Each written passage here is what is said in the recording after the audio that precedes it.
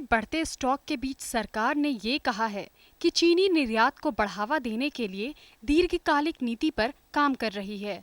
सरकार चीनी का निर्यात केवल चीन व अफ्रीका ही नहीं बल्कि अन्य देशों को भी बढ़ाना चाहती है। भारत का चीनी उत्पादन लगातार 5 साल से मांग से अधिक रहा है। इससे घरेलू बाजार में कीमतें नीचे हैं और मिलों को नकदी संकट का सामना करना पड़ रहा है। मिलों पर गन्ने का 14,000 करोड़ रुपए बकाया है।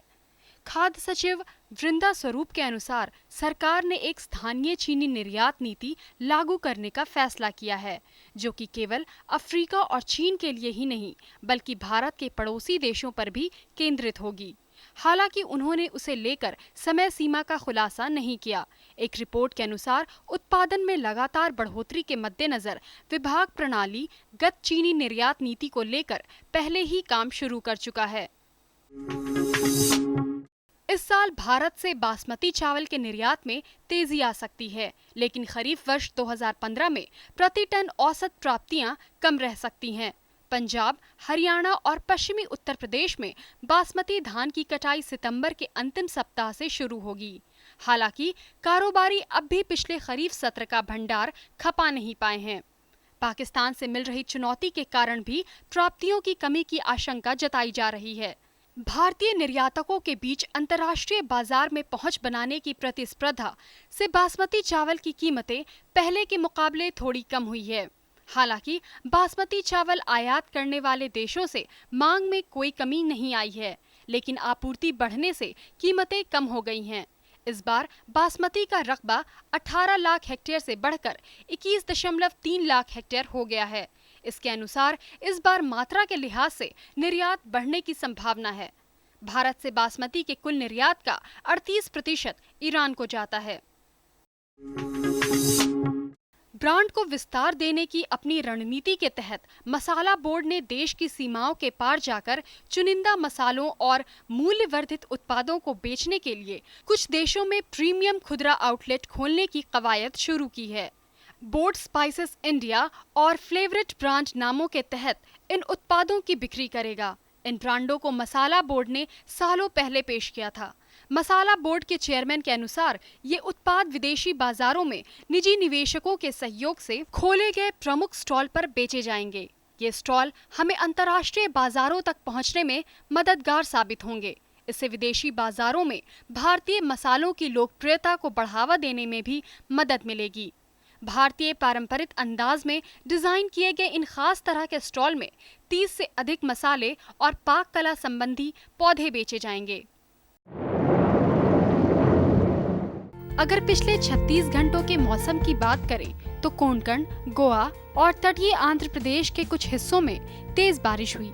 इसके अलावा उप हिमालय पश्चिम बंगाल, सिक्किम और तटीय कर्नाटक के ज्यादातर इलाकों में भी बादल जमकर बरसे।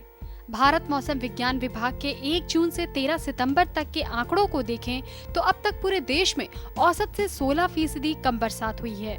अगर देश में मौजूद मौसम के कुल 36 सब डिवीजनों की बात करें तो 1 जून से 13 सितंबर तक एक सब डिवीजन यानी 6% इलाके में सामान्य से ज्यादा बारिश हुई है। वहीं कुल 17 सब डिवीजनों यानी 50% इलाके में सामान्य और 18 सब डिवीजनों यानी 44% इलाके में सामान्य से कम बारिश दर्ज की गई है। अगर ऐसे इलाके की बात की जाए जहां अब तक सबसे कम बारिश हुई है तो पहले तो इसमें मराठवाड़ा का नंबर 1 पर था, लेकिन अब मराठवाड़ा के साथ साथ पूर्वी उत्तर प्रदेश भी कम वर्षा वाले इलाके की श्रेणी में शामिल हो चुका है। मराठवाड़ा और पूर्वी उत्तर प्रदेश दोनों ही सब डिवीजनों में औसत से 44% कम बरसात हुई है। इनके बाद दूसरे नंबर पर पंजाब का है, जहां अब तक औसत से 40% कम बारिश हुई है। तीसरे स्थान पर हरियाणा, चंडीगढ़, दिल्ली हैं, जहां औसत से 33% कम बरसात दर्ज की गई है। इसके बाद नंबर आता है मध्य महाराष्ट्र का, यहाँ अब तक औसत से 38% कम वर्षा हुई है। वहीं अगर देश में अब तक सबसे ज्यादा बारिश वाले इलाके की बात करें तो अभी भी पश्चिम राजस्थान नंबर 1 पर बना हुआ है। यहाँ 1 जून से 13 सितंबर तक औसत से करीब 38% ज्यादा बारिश हुई है।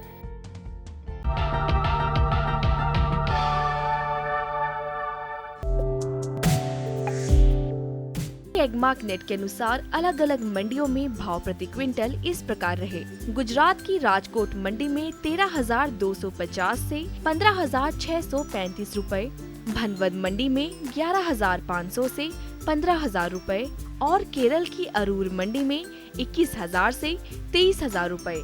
ऊंचे भाव के कारण मसाला बनाने वाली घरेलू कंपनियों के बाजार से हाथ खींचने के कारण जीरे में ये गिरावट आई है। भले ही मसाला कंपनियों ने खरीद घटा दी हो, पर त्योहारी सीजन के कारण घरेलू मांग अच्छी है। इसके बावजूद गिरावट का ये सिलसिला थोड़ा और चले तो ताज्जुब नहीं। चालू सीजन में जीरा की पैदावार पिछले साल की तुलना में कम होने का अनुमान है, जबकि पिछले सीजन में इसकी कटाई के वक्त बेमौसम बारिश और ओले गिरने की वजह से फसल को नुकसान तो पहुंचा ही था, इसकी क्वालिटी पर भी असर पड़ा था। ऐसे में बाजार में अच्छी क्वालिटी के जीरे की उपलब्धता कम है। किसानों के हित में बड़ा कदम, प्रधानमंत्री कृषि सिंचाई योजना। हर खेत को पानी, प्रति बूंद अधिक उपज। सिंचाई के सही तरीकों और जल संरक्षण की नई तकनीकों के साथ बढ़ेगा जमीन का जल स्तर। जिला स्तर पर होंगी सिंचाई योजनाएं। असिंचित क्षेत्रों तक पानी पहुंचाकर बढ़ेगा उत्पादन। भारत सरकार की विशाल योजना, प्रधानमंत्री कृषि सिंचाई योजना। ये लो और बताओ। बस। अरे ये क्या भैया जी, बस इतनी सी रासायनिक खाद? किसानी छोड़ रहे हो क्या? किसानी नहीं, नादानी छोड़ रहे हैं। मिट्टी की जांच कराई है। अब तो लालाजी जितनी जरूरत है उतने ही उर्वरक खेत में डालेंगे। हाँ, किसान भाई आज ही अपने जिले की नजदीकी भूमि परीक्षण प्रयोगशाला में मिट्टी की जांच जरूर करवाएं और मिट्टी में पोषक तत्व, नमी व पौधे के विकास को देखते हुए केवल जरूरत के अनुसार ही पोषक तत्व डालें। और हाँ, मिट्टी में गंधक, जस्ता, बोरोन जैसे सूक्ष्म पोषक तत्वों का पता लगाना भी न भूलें। उर्वरक और जैविक खाद के सही उपयोग से भूमि का उपजाऊपन बनाए रखें, उत्पादकता बढ़ाएं, खर्चा घटाएं और बहुमूल्य विदेशी मुद्रा बचाने में भी सहयोग दें। और हाँ, धीमी गति से नाइट्रोजन उपलब्ध कराने वाले उर्वरकों जैसे नीम लेपित यूरिया को प्राथमिकता दें और यूरिया का पत्तों पर छिड़काव करें। अरे वाह, तू तो सचमुच समझदार हो गया रे। अधिक जानकारी के लिए संपर्क करें जिला कृषि अधिकारी या किसान कॉल सेंटर।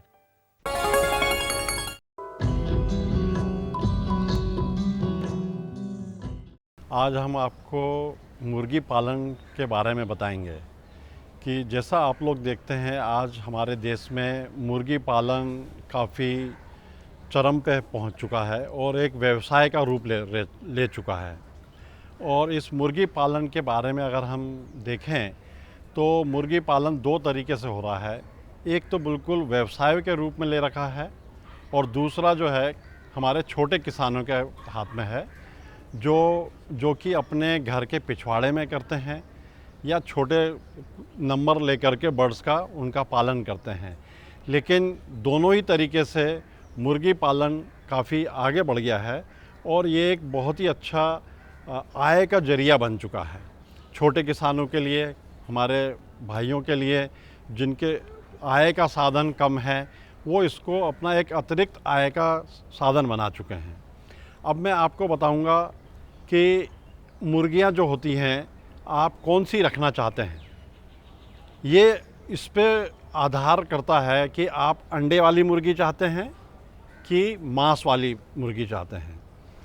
हमारे देश में इस वक्त दोनों तरीके की मुर्गियां हैं और ऐसी भी हैं जिससे अंडा भी मिल सकता है और मांस भी मिल सकता है। यानी आप जब तक चाहें उससे अंडा लें और जब चाहें उसको मांस के इस्तेमाल के लिए बाज़ार में बेच सकते हैं। आज हमारे देश में काफ़ी तरक्की हुई है जिसमें इसकी बड़ी अच्छी प्रजातियां उत्पन्न हो गई हैं जो बहुत अंडे देती हैं। जैसा कि मैं केंद्रीय पक्षी अनुसंधान से आया हूं, जहां पे हमने एक कैरी प्रिया नाम की प्रजाति उत्पन्न करी है जो वर्ष में 300 से अधिक अंडे देती है। और ये इसका मतलब जितना खाती है उसका अंडे के रूप में परिवर्तन है, क्योंकि किसान या कोई भी व्यवसाय जब होता है वो देखता है कि मेरा कितना खर्चा आ रहा है और मेरे को कितना इससे लाभ हो रहा है। तो ये इसके जो एक फीड कन्वर्जन रेशियो जिसे बोलते हैं कि कितना खा के कितना कर रही है, तो ये करीब 2.2 किलो खा करके ये हमें इतने अंडे देती हैं। तो इस हिसाब से आप देखें तो अंडा बहुत ही एक प्रोटीन का अच्छा सोर्स माना जाता है। और अगर आप देखें कि इसी की वजह से जो क्रांति आई है, जैसे एक ग्रीन क्रांति आई थी, हरित क्रांति, और उसके बाद ये जो पशुपालन में एक क्रांति आई है, उसमें मुर्गी पालन ने एक बहुत बड़ा व्यवसाय का रूप ले रखा। इसी प्रकार हमने कुछ मांस वाली मुर्गियों का विकास किया है, जिसमें हमारी कैरी ट्रॉपिकाना है, कैरी धनराजा है, जो बहुत अच्छी मुर्गियां हैं मांस के हिसाब से, और ये करीब 35 से 42 दिन के अंदर ही 1 किलो से ज़्यादा वज़न प्राप्त कर लेती हैं। तो आप समझ सकते हैं कि एक मैं यहाँ पे कहना चाहूँगा किसान भाइयों से कि आलू की खेती से भी जल्दी तैयार होती हैं। तो एक ये जो कैरी धनराजा है, कैरी ट्रॉपिकाना है। कैरी ट्रॉपिकाना ब्रॉयलर बर्ड है, लेकिन इसकी खासियत ये है कि इसमें पर कम होते हैं, गर्दन में पंख नहीं होते हैं, जिससे कि ये ज़्यादा गर्मी की जगह पे भी अपने को एडजस्ट करती है। जो ये मैंने आपको प्रजातियाँ बताई अंडे वाली और मांस वाली, ये देश में किसी भी जगह इनके उत्पादन इसी तरीके से रहता है और अच्छा उत्पादन होता है। इसका उत्पादन क्षमता हमने यहाँ तक कि जो नैनीताल के पास एक हमारा रिसर्च सेंटर है भारतीय कृषि अनुसंधान परिषद का, उस पे भी करके देखा, वहाँ पे भी इसकी उत्पादन क्षमता अच्छी रही है। इसी प्रकार भाइयों मैं आपको एक और मुर्गी के बारे में बताऊंगा, जिसका नाम है कैरी देवेंद्रा। जैसा इसका नाम है देवेंद्रा, ये मांस के लिए भी अच्छी है और अंडे के लिए भी अच्छी है। ये भूरे रंग का अंडा देती है। इसका मतलब यह है, आपको जैसा पता होगा कि ज़्यादातर लोगों में होता है कि देसी अंडे की डिमांड होती है कि हमें देसी अंडा चाहिए, तो ये भूरा अंडा देती है और इसका वज़न भी जल्दी प्राप्त होता है। लेकिन आप इससे अंडे भी ले सकते हैं। ये साल में करीब 160 अंडे देती है और आप अंडे भी लेते रहिए, जब ज़रूरत हो तो मांस के लिए इसको बेच भी सकते हैं या इस्तेमाल भी कर सकते हैं। ये मैं जो आपको ये बातें बताई, जहाँ पे एक बड़े मात्रा में मुर्गी पालन किया जाता है व्यवसाय के रूप में, बड़े व्यवसाय के रूप में। अब अगर हम छोटे किसान भाइयों की सोचें, मुर्गियाँ रखते हैं पालन के लिए, अपने मीट के लिए, अंडे के लिए, अपने घर के पिछवाड़े में रखते हैं, उसमें हमने कुछ प्रजातियां उत्पन्न करी हैं, जिसमें हमारी कैरी निर्भीक और कैरी श्यामा है। इसके अलावा जो अपने जन्मजात से हमारे इस देश की बड़ी अच्छी मुर्गियां हैं जो गांव में पनपती हैं, जिसमें खड़कनाथ और असील भी हैं, ये भी हमारे पास हैं।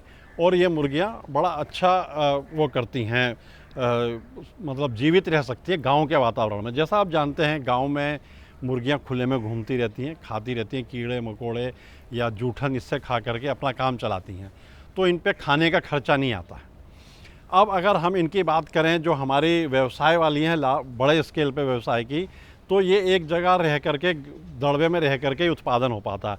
अगर हम इनको खुले में छोड़ देंगे तो ये अपने को बिल्ली, कुत्ते, सांप वगैरह से नहीं बचा सकती।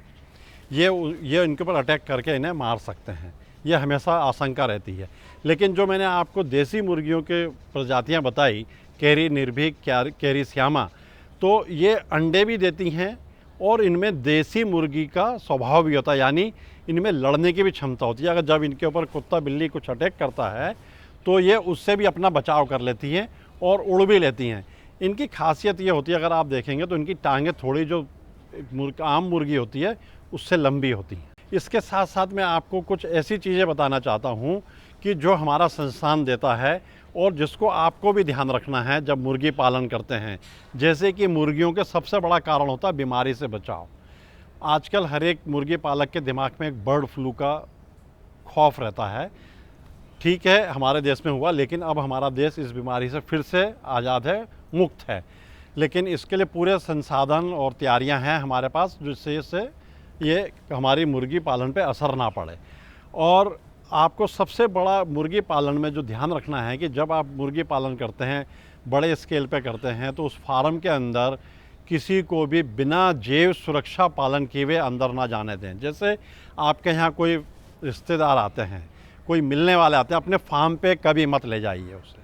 और फार्म के जहाँ पे प्रवेश है फार्म का, उसकी 4 दीवारी होनी चाहिए और गेट के पास जो है एक आपका डिप बना होना चाहिए, जिसमें भी कोई भी एंटीसेप्टिक सलूशन होना चाहिए, जिसमें आदमी अपने पाँव भिगा करके जाए और हाथ धो करके जाए, क्योंकि आपको भी नहीं पता, उसको भी नहीं पता उनके द्वारा कौन सी बीमारी आ सकती हैं। इसके अलावा किसान भाइयों, मैं आपको जानकारी देना चाहूँगा कि जो हमारा संस्थान है, केंद्रीय पक्षी अनुसंधान संस्थान जो इज्जत नगर बरेली में अवस्थित है, ये अलग अलग तरीके के प्रशिक्षण भी देता है। जैसे आप मुर्गी पालन कैसे करें, किस तरीके का दाना दें, मुर्गियों को बीमारियों से कैसे बचाएं, अंडे देने वाली मुर्गी का पालन कैसे करें, मांस वाली मुर्गी का पालन कैसे करें, क्योंकि अलग अलग होता है, इनके दाने की ज़रूरत भी अलग होती है। इसी प्रकार मुर्गियों के अलावा जो हमारे संस्थान में और भी पक्षी उपलब्ध हैं जिन्हें हम व्यवसाय के रूप में रख सकते हैं, जैसे कि टर्की। आजकल हमारे देश में अलग अलग तरीके के मांस की डिमांड बढ़ रही है, जैसे टर्की के मीट की भी बहुत डिमांड रहती है।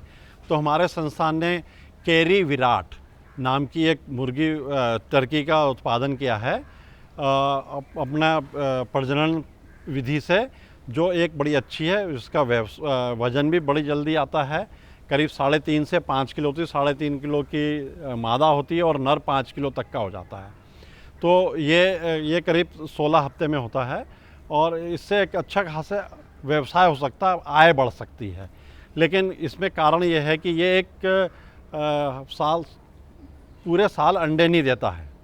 ये कुछ जो टर्की है साल के कुछ ही महीने अंडे देती हैं। उस वक्त हम देश के विभिन्न भागों में भी इसकी सप्लाई करते हैं और इसकी डिमांड आजकल हमारे पास पंजाब से काफ़ी आ रही है, जहाँ पे टर्की का उत्पादन काफ़ी जोरों पे है। और ये टर्की जो मैंने आपको बताया, हमारे देश के किसी भी कोने में इसका पालन किया जा सकता है और इसको सभी पसंद करते हैं, इसके मीट को, क्योंकि इसका मीट जो है मुर्गी के मीट के कंपैरिजन में फ़ैट फ्री होता है, मतलब फ़ैट बहुत कम होती है। जैसा आजकल हम लोग बहुत कॉन्शियस हो गए हैं कि हम चर्बी का कम से कम इस्तेमाल करें अपने खाने में, तो इसमें चर्बी की मात्रा यानी वसा की मात्रा कम होती है मुर्गियों से काफ़ी। तो एक ये सुरक्षित मीट माना जाता है। किसान भाइयों, में आपको एक चीज़, जैसा मैंने बताया कि हमारे यहाँ प्रशिक्षण की सुविधा है, वो ये गवर्नमेंट सेक्टर में है या कहिए कि हमारे भारतीय कृषि अनुसंधान परिषद का संस्थान है जिसमें है। ऐसा ही एक संस्थान हमारे दक्षिण भारत में है, हैदराबाद में, जो भी मुर्गी पालन के बारे में बताते हैं, जो अंडे और मांस वाली मुर्गियों के बारे में है। जबकि हमारा संस्थान अंडे, मांस, इसके साथ साथ और तरीके की मुर्गियां, जैसे बटेर है, टर्की है, एक गिनी फाउल भी होती है जो गांव के वातावरण में बहुत अच्छा सरवाइव करती है, वो भी हमारे पास उसका प्रशिक्षण भी मिलता है और हम देते हैं। इसके अलावा जैसा आपको मालूम है, आजकल जो प्राइवेट निजी संस्थान भी काफ़ी आ गए हैं जो चूजे और फर्टाइल अंडे तक सप्लाई करते हैं किसान भाइयों को।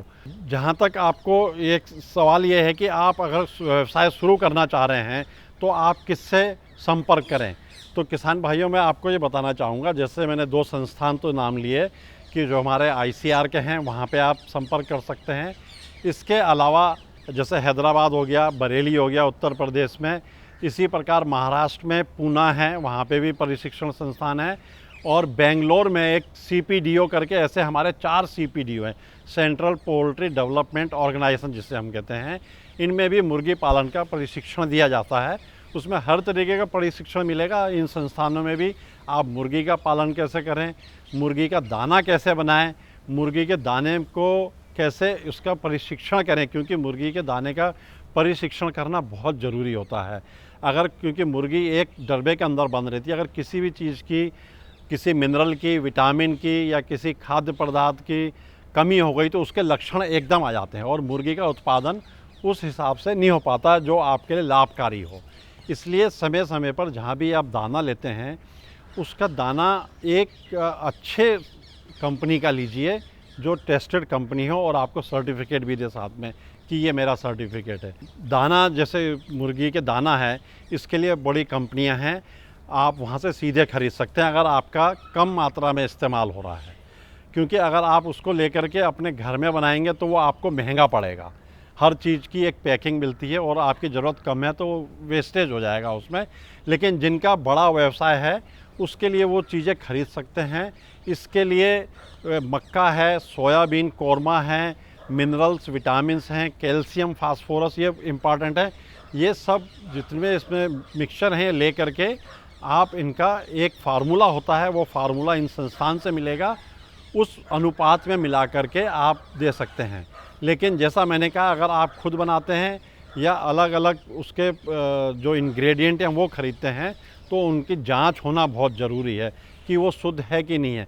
क्योंकि मुर्गी के दाने में सबसे बड़ी जो दिक्कत आती है वो ये होती है कि उसमें फफूंद जनित विषाक्तता आ जाती है। अगर उसमें नम्रता है, उसमें अगर नमी है तो ये आ जाती है और उससे मुर्गी का उत्पादन एकदम प्रभावित होता है। किसान भाइयों, ये सब चीज़ें जानने के बाद जब आप मुर्गी पालन कर रहे हैं तो मुर्गी के स्वास्थ्य के बारे में मैं आपको बताऊंगा कि जब भी आप मुर्गी पालन करते हैं और उसका स्वास्थ्य ठीक रहे, इसके लिए आपको बहुत ही अपने को अलर्ट रखना पड़ेगा। जब भी आप मुर्गी देखें कि कुछ सुस्त हो रही है, कुछ बीमार दिखती है, तो एकदम अपने पास के पशु चिकित्सक से बात करें, उसको मुर्गी दिखाएं।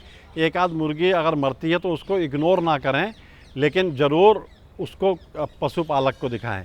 दूसरी बात, मुर्गी पालन में ये बहुत ज़रूरी होती है, जैसा हम अपने बच्चों का पैदा होते ही टीकाकरण शुरू करते हैं, ऐसे ही मुर्गियों का भी चूजा जब निकलता है उसके बाद से इसमें कई टीके लगते हैं। वो अंडे देने वाली मुर्गी है तो ज़्यादा तब समय तक जिएगी, उसको उतने ज़्यादा टीकों की ज़रूरत होती है, और मांस वाली मुर्गी में तो कम टीके लगते हैं। लेकिन ये टीके भी लगने ज़रूरी होते हैं। अगर आप टीका नहीं लगाएंगे तो मुर्गी में बीमारी आने की पूरी संभावना बनी रहती है, और जब बीमारी आएगी तो आपका ज़रूर व्यवसाय प्रभावित होगा। ये टीके आज की तिथि में हमारे भारतवर्ष में मुर्गियों के टीके आपको हर देश में जहाँ पे जानवरों की दवाई मिलती है वहाँ पे बड़े आराम से मिल सकते हैं। लेकिन गांव में अक्सर क्या होता है कि 5, 10, 20, 25 मुर्गियाँ रखते हैं तो वो टीके को छोड़ देते हैं, टीका नहीं लगाते हैं। वो टीका लगाना बहुत ज़रूरी है। अब जहाँ तक बीमार होने पे इलाज का बात है तो वो भी आप जो पशु चिकित्सक से बात डिस्कस करके ही अपनी मुर्गी को उसका इलाज कराएं। अपने हिसाब से टीके नहीं दें। और ख़ासकर आजकल जो एक प्रचलन था कुछ जगहों पे है कि एंटीबायोटिक का ज़्यादा इस्तेमाल करते हैं, तो कृपया करके बिना पशु चिकित्सक की सलाह लिए हुए आप उसको एक ज़रूरत से ज़्यादा एंटीबायोटिक ना दें। और सबसे इसमें अहम बात यह है कि जब आप शुरू करें उसके लिए पहले आप प्रशिक्षण ले लें कि मैं कैसे रखूँगा, कैसे पालूँगा। क्योंकि कोई भी नया काम शुरू करने से अगर आपको उसकी जानकारी पूरी मिल गई तो ये मतलब ये बहुत कुछ हो जाता है कि आपको इसमें ज़रूर लाभ होगा और उन्नति मिलेगी, सफलता मिलेगी। किसान भाइयों, अगर आपका कोई इसके बाद कोई जानकारी चाहिए हो तो आप निदेशक केंद्रीय पक्षी अनुसंधान संस्थान करके भी वेबसाइट में डालेंगे तो पूरा कॉन्टैक्ट नंबर वगैरह मिल जाएगा आपको, और आप हमसे जानकारी प्राप्त कर सकते हैं। नई तकनीक सभी को अच्छी लगती है। मैंने भी अपने खेत की तैयारी, बुआई, जुताई, गहाई वगैरह के लिए छोटी मशीनें अपनी जरूरत के हिसाब से खरीदी। मैंने अपने खेतों में मशीन का प्रयोग किया तो काम जल्दी और आसान हो गया। खेती में मशीनों के इस्तेमाल के बाद मुझे मिली भरपूर पैदावार और ज्यादा मुनाफा। छोटी मशीनें तो हमारी अपनी अपनी हैं, लेकिन बड़ी मशीनें हमने समूह बनाकर खरीदी। किसान भाइयों और बहनों, आप भी उन्नत मशीनों और उपकरणों की खरीद पर वित्तीय सहायता का लाभ उठाएं, अपनी आमदनी बढ़ाएं और खुशहाली पाएं।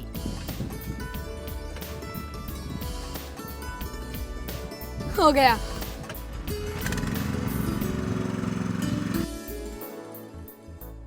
मैंने सोच लिया है, मैं तुझे कृषि का इंजीनियर ही बनाऊंगा। नई मशीनें, नए उपकरण आए आपके द्वार, ले लो इनसे अब खूब खुशी और पैदावार। अरे सुन तो। मुझे क्या सुनाना चाहते हो? जो सुनाओ मेरी सौतन को। किसको? अरे वही तुम्हारा मोबाइल फोन जिससे सुबह शाम दिन रात चिपके रहते थे और कहते थे किसान कॉल सेंटर से बातें हो रही हैं। अच्छा ये बात है। हाँ, क्यों? क्या हुआ? अब बात नहीं होती क्या? अब तो झट से बात हो जाती है। ऐसा क्या? हाँ, अब तो ज्यादा लाइनें और खास तकनीक के कारण खेती के माहिरों से तुरंत बात हो जाती है। और अगर कभी लाइन व्यस्त हो तो अपनी समस्या फोन पर रिकॉर्ड करा दो, वहाँ से फोन आ जाता है और समस्या की हल का मैसेज भी आ जाता है। ये देखो आ गया। अरे वाह, इसका मतलब इंतजार की घड़ी अब खत्म। हाँ, तभी मैं सोचूं कि आजकल मुझ पर इतना प्यार क्यों आ रहा है। कृषि संबंधी समस्याओं का अपनी भाषा में तुरंत हल पाने के लिए पूरे भारत में किसी भी फोन से हेल्पलाइन नंबर पर संपर्क करें। किसानों का दोस्त किसान कॉल सेंटर।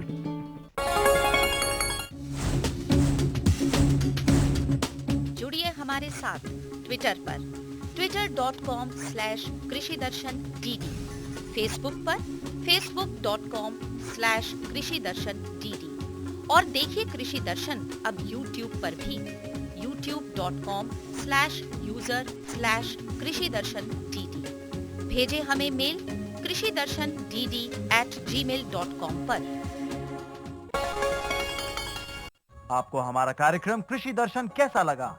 अपने सुझाव, प्रतिक्रियाएं एवं सवाल हमें इस पते पर भेजें।